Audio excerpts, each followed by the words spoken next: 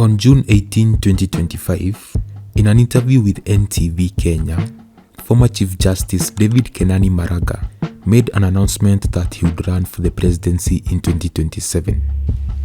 I have made up my mind that I will run in 2027 for presidency of this country.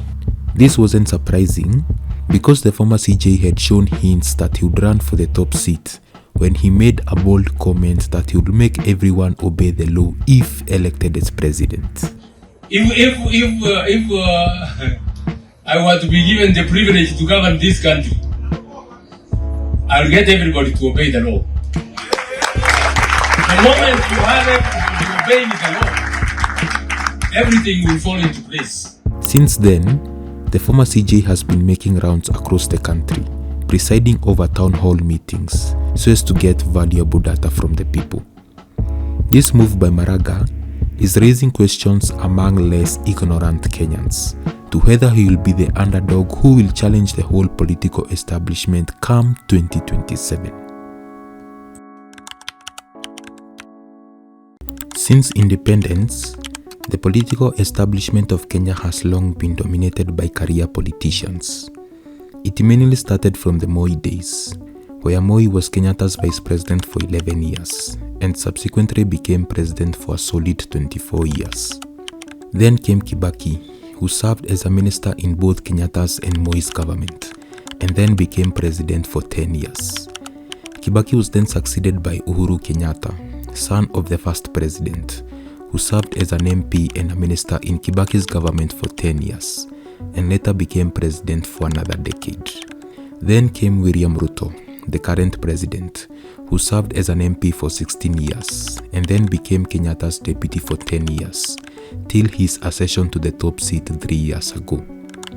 Since the start of the Gen Z uprising in June of 2024, majority of young Kenyans have been looking forward to back an individual who hasn't been a part of the 60-year-long corrupt political system. By electing a political quote-unquote virgin, smart Kenyans know that the corrupt political establishment will be put at risk because the individual will spare no one in the fight against corruption without any fear of blackmail. When the former Chief Justice declared his presidential bid, he gave young Kenyans exactly what they wanted, a person who has never been a part of the system. Since Maraga graduated from law school in 1978, he has had an impeccable 43 years of practicing law. From his days as a young man running his law firm in Nakuru to achieving the highest level of office in the legal sector, David Maraga has proven to be capable of good leadership. Within the corridors of justice in Kenya, Maraga has built a reputation as a firm believer in the rule of law and his uncompromising fidelity to the principles of God's kingdom. The evidence to this statement was in 2012, where he stood before the Judges and Magistrate Vetting Board to answer questions about his alleged involvement in taking bribes as a judge. Maraga was so offended with the allegations that made him to swear with the Bible, which is the constitution of the Kingdom of Heaven, that he has never been involved in jurispesa. Get me that Bible.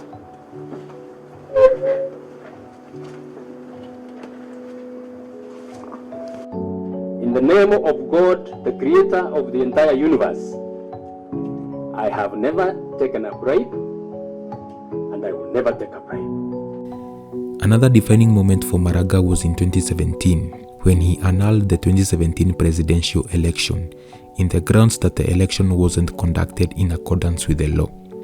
Despite him receiving praise from the opposition, the Uhuru government heavily criticized his ruling that ended up causing a lot of friction between the judiciary and the executive during the remainder of his term, through budget cuts, disobeying of court orders, and refusal by the president to appoint judges.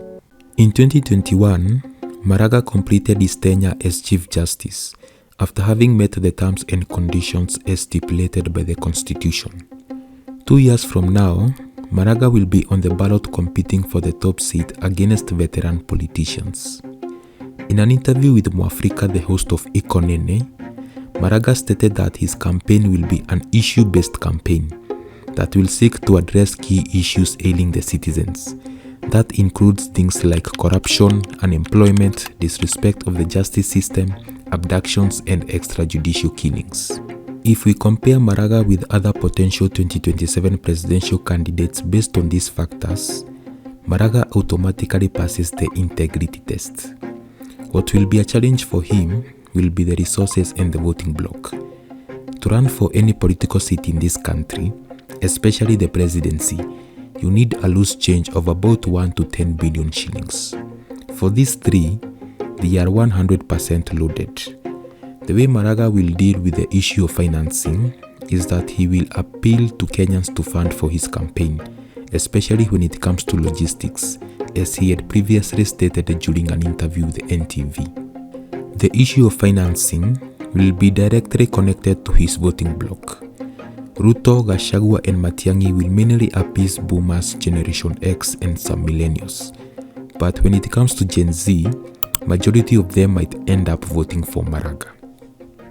For now, it is very early to predict the outcome of 2027, since we do not yet have the full list of the presidential candidates. But what I know for sure is that the person who will win the hearts of the young people aged 18 to 35 years will become the next president, because that age group will be the biggest voting bloc.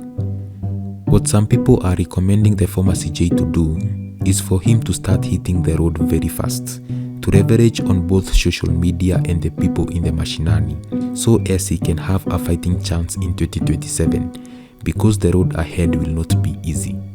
For a person like Maraga who believes in the rule of law and has a corruption-free track record, I hope that a majority of the young people will support his bid in the next election, so as he can take our country forward.